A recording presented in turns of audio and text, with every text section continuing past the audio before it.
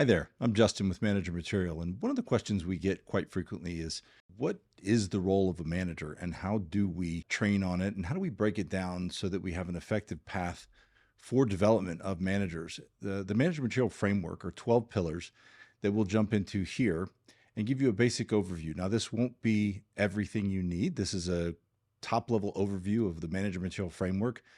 The materials you find on Manager Material will go much deeper in each of these areas.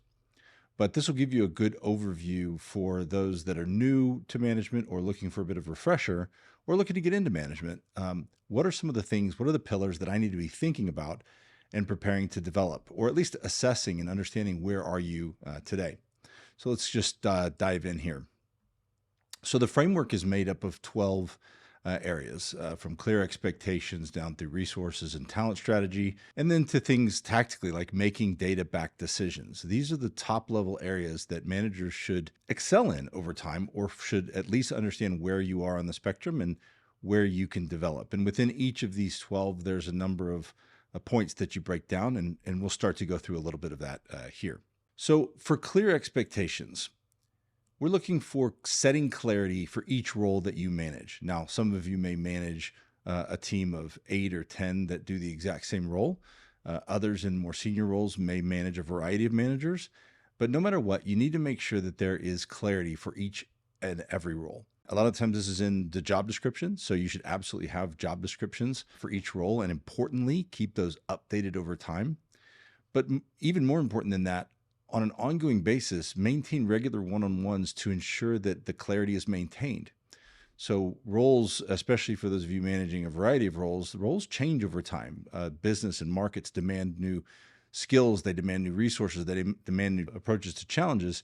And sometimes the role can evolve and the scope can creep. And so you need to stay really close to that and make sure that there's a two-way dialogue so you understand there is, in fact, clarity for that individual. If you've ever been in a situation where you believed you were responsible for one thing, you believed your goals were ABC, and you come in and somebody's asking you a lot of questions about something else, it can be quite frustrating and demotivating. We call that disengagement, the beginnings of disengagement. And we'll talk about resources and how those impact engagement in a minute.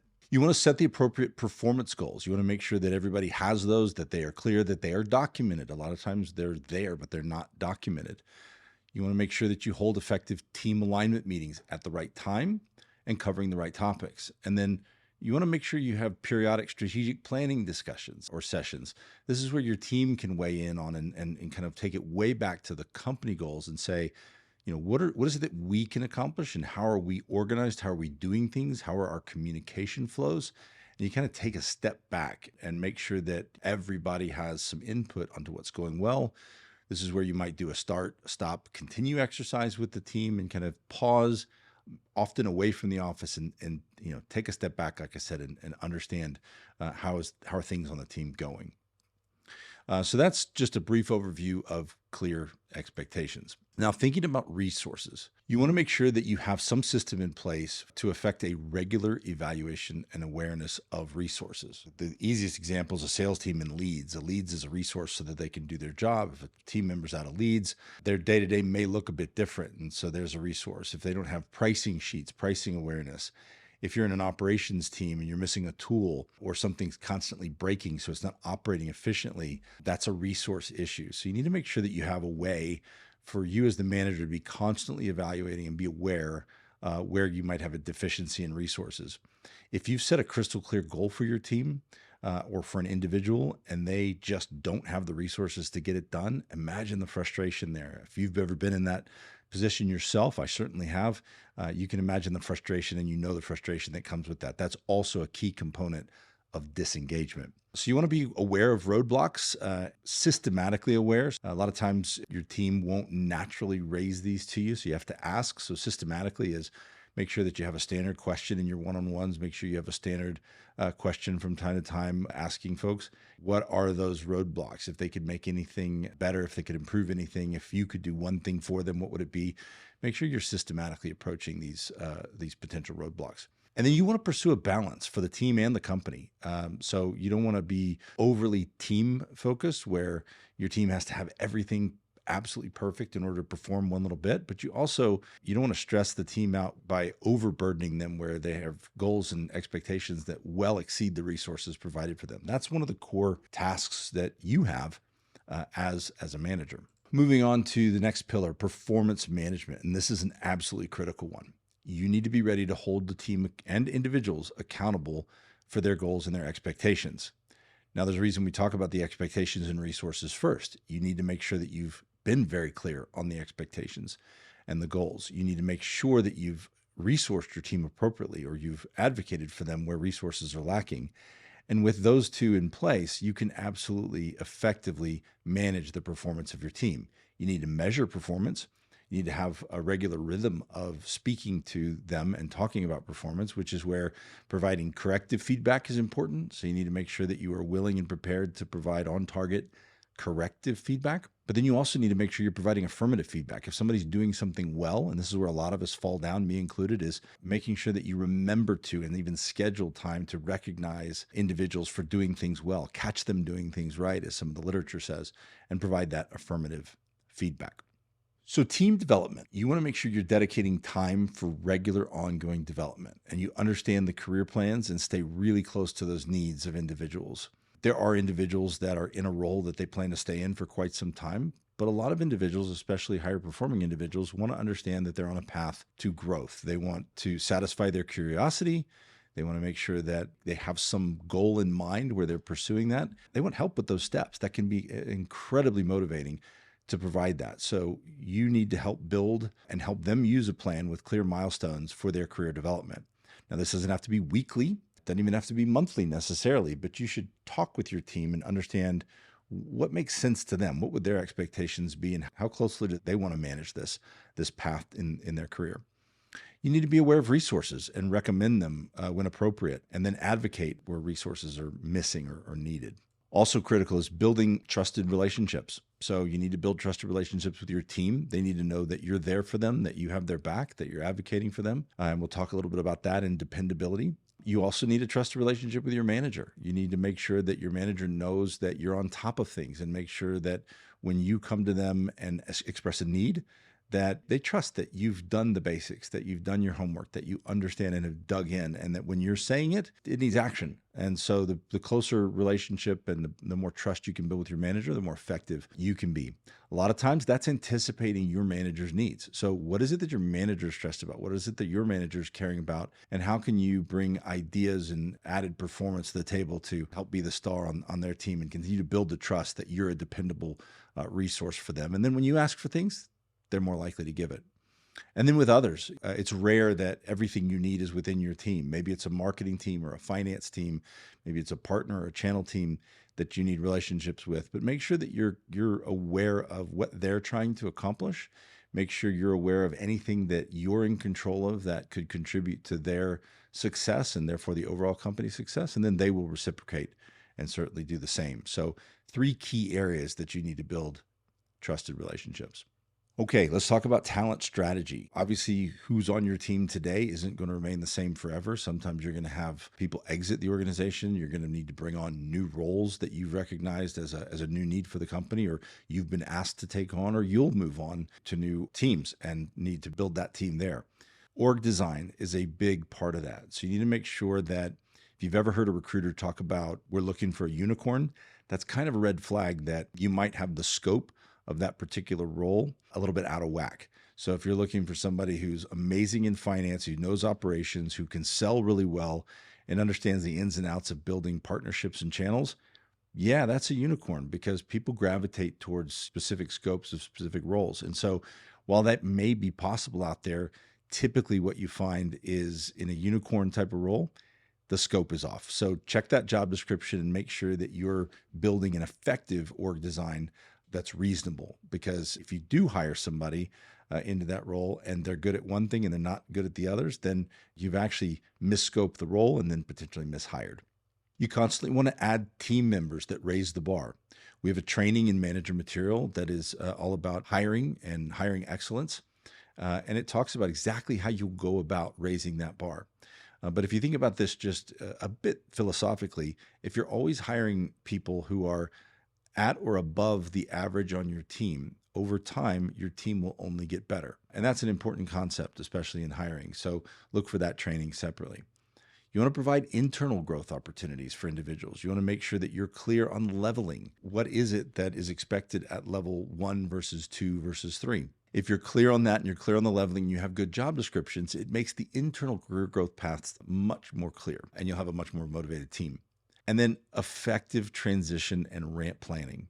So this is a critical one. If you're transitioning somebody from one role to another, if you're evolving the scope of a role, or you're bringing somebody new onto the team, maybe you backfill somebody, or maybe it's a role expansion, you need to make sure that you've been incredibly thoughtful on that. And this is a really deep topic that we cover in manager material. You've got to think of a number of things from day one. What are they going to do? Who are the critical folks that they need to meet with? And then what are the critical things and processes they need to learn? Where are the resources for this role? And you need to map that out really clearly. A lot of people I have seen in my experience will come in and say, well, that's a great test of their future success in the role. Can they figure it out? And to a certain extent, some of that's true. But the majority of it, especially in the early days and weeks, especially if you're hiring outside of the company, you've got to provide a crystal clear ramp plan. At Amazon, we called it a launch plan. So what happens day 1? What happens day 2? Sometimes you go all the way to day 3 and 4.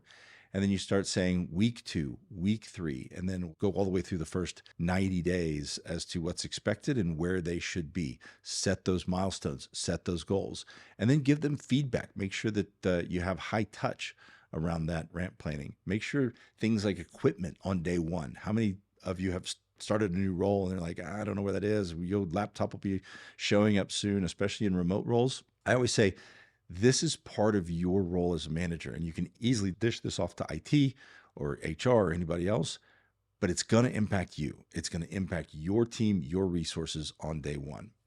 Very boring one, admin and compliance. Nobody loves to talk about this, but it is absolutely critical. So you need to be able to execute the necessary admin functions of your role. What does documentation look like? What is required? How do you manage PTO? How do you manage time off in systems? Had many a situation where, I had a rock star employee and nothing going wrong, everything's right, take whatever time you need off here and there. And then all of a sudden things start to slip or things start to slide. And HR begins asking like, well, is this documented? Is that documented? It's not in the system. Make a habit from day 1, understand what needs to be in the system, and just dedicate the time to get it there. You need to be timely in your execution of admin functions, whether this is reviews, whether this is compensation, PTO, time off, performance management functions. Make sure that you're really tight with your HR team and understand what are the expectations and that you're following through on that. And then, of course, ensuring constant compliance with both policy and law. Understand what the corporate policy is. It's very, very easy to find yourself in a bit of trouble very, very quickly that you were not planning on, you never saw coming. And it's just like, dang, I wish I had read that. I wish I had made a comment or made a note or documented that, because it gets out of hand very quickly. Workplace communication. So this touches a lot. Obviously, everything we're doing is communicating. We started talking about clear expectations and communicating those, performance management and communicating. But this section, we're thinking about a little bit broader set of communication. So effective meeting management. What should your meetings look like? How do you want to open your meeting? One example at Amazon is we always open with a success story. It was a great way to set the tone for the meeting. Who's got a success? Who can share something that went well in the last time since we've met? Setting and operating effective communications. Think about communication flows. Do you report out things to your team every week? How do you make sure that that happens every week? When there's change, how do you communicate change in both email, in team meetings? Who sets the agenda for these meetings? Be articulate. So you want to make sure that you dedicate the time to prepare. If you're going to share information, make sure that you've thought it through, read it, and you can quickly and clearly articulate the message. Be respectful. I can't tell you how many times as a very, very young employee, I was in meetings and my manager would come in and say, sorry about this, team, but HR wants me to deliver this bad message or whatever. That happens, and you may not love the message that you have to deliver, but you need to make sure that you set a tone of respect for your team, because that's going to come across and they're going to emulate you in how they communicate things that they don't like from you over time. So set the tone up front and make sure that you're respectful in all communications. This goes for email especially. It's hard to read emails the exact way you meant to write them, so you need to be overly careful in being respectful. You need to present information effectively. Put yourself in the shoes of the recipient, of the audience, and make sure that you're anticipating questions and presenting that information effectively, giving them value in the time you're taking. Public speaking is a skill. You need to get used to it. The more you move up in management, the more you're going to have to speak in front of folks. So I won't go into a bunch of detail here, but this is an area that you're going to need to think about and think about how you develop and how you practice and what opportunities there are for you to develop. And then you need to be able to inspire and rally your team. Nothing is more fundamental to inspiration and rallying your team than just being real and authentic with them. I've had plenty of situations in different roles at companies with large organizations, even where we didn't love what was going on. And you get managers that come in and say, look, everything is absolutely fine. There's no big deal here. But I come in and if something's not right, just address it. Be authentic. The team knows and say, look, I know we don't all love this, but here's the broader picture here. I'm in this with you. And here's what we need to go do. And then get absolute clarity on what are the goals and what are the focus areas and make sure that those resources are there. And with that as the building block, you're well on your way to being inspirational and rallying your team. Thinking about you, particularly as a manager, you need to demonstrate dependability to your team. This is a highly sensitive area. You need to make sure that you follow through on the commitments you make, you know your limits, and avoid overcommitting when you know you're up against your limit. And then you need to foster the right environment for your team. You need to foster an environment where they can give you feedback, where they can be open with you. This is critical in demonstrating that you're dependable, that it's safe. And then be intentional with your team.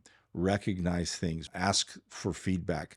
Be the first one to raise issues when you sense it on the team, and they'll know that you've got their back and that you're a dependable boss to work for. Another huge one, which often goes unmentioned because this is a difficult topic, is self-regulation of your emotions. You need to properly manage your emotions. We are all human. That means that you're going to respond a certain way to things over time. There are things that are going to really make you angry. There are going to things that are going to really disappoint you, make you sad. Make sure that you're aware of the emotions. There's a lot of studies that talk about naming your emotions, naming what you're feeling. And again, even as I talk about it here, you can sense nobody wants to talk about this, but it is important. Make sure that you can manage your emotions. Take a break, take a time away from an audience, from a group, take a pause before immediately responding. Make sure that you are in control. A big part of this is making sure that your identity is not solely tied to work. The tighter you are to work, when work becomes everything to you, the more sensitive you are to everything going on inside work. So make sure that you have a good balance. You have a balanced life, the third bullet point here, and then your team will emulate that. This doesn't mean don't work hard. This doesn't mean there's not going to be stressful seasons and times at work. It means that you need to purposefully and intentionally find things to do outside of work, to take a break, and then come back to work when you're refreshed. And then continuously developing yourself. So you're not immune to the need for development. Make sure you're aware of your impact on others and you're quick to own your mistakes. We are constantly, all of us, in a state of development, whether we like it or not. Even the seemingly strongest CEOs out there, I guarantee you that there are things that the majority of them are aware of and want to work on. So be willing to identify those things for you. Make sure you're willing to be wrong, and that when you are wrong, own it. Own it quickly, own it openly, because whether you want to or not, people know, people understand. And so you're much better off owning it and being willing to be wrong and demonstrating that for your team. Pursue ongoing development. So look for opportunities, whether it's a masterclass, whether it's videos and manager material, whether it's a book to read that gives you a different perspective, whether it's a mentor that challenges you. Make sure that you are pursuing and aware of how you're pursuing ongoing development. Make sure you have a strong community. It is great to connect with other managers. Mentorship is fantastic. So find somebody that can be a mentor, and then you in turn can be a mentor to others and build that strong community. And finally, we have data-backed decisions. So make sure that you're making decisions not solely based on emotions or anecdotes. A lot of times anecdotes can point you to the need to get more data. That's absolutely true. And keep in mind, data doesn't have to be all numbers and spreadsheets. Data can be feedback from customers. Data can be listening to customer recordings. Data can be surveys among your team. Data can be a number of different things that you can review, and it can include spreadsheets for those of you more operationally and sales oriented. It can absolutely be the data on the spreadsheet. But the first thing I want to do if somebody brings me an issue that is hot emotionally or potentially inflammatory is make sure that I have the right amount of data. You want to validate and acknowledge how somebody's feeling, but recognize that maybe Feelings don't always drive the truth. Their perception of things maybe isn't right. And this is one of those areas where data-backed decision making can really come in handy. If you've ever made the mistake of flying off and taking somebody's anecdote or emotion as absolute truth and then going after a change or an action and then realizing, oh, no, that wasn't exactly right.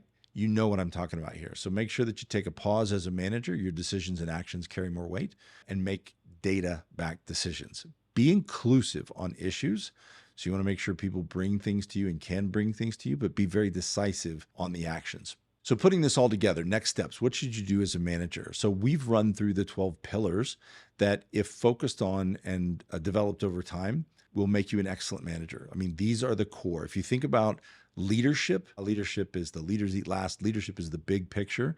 Management is where we're focused. And these are the 12 fundamentals that make you a great manager.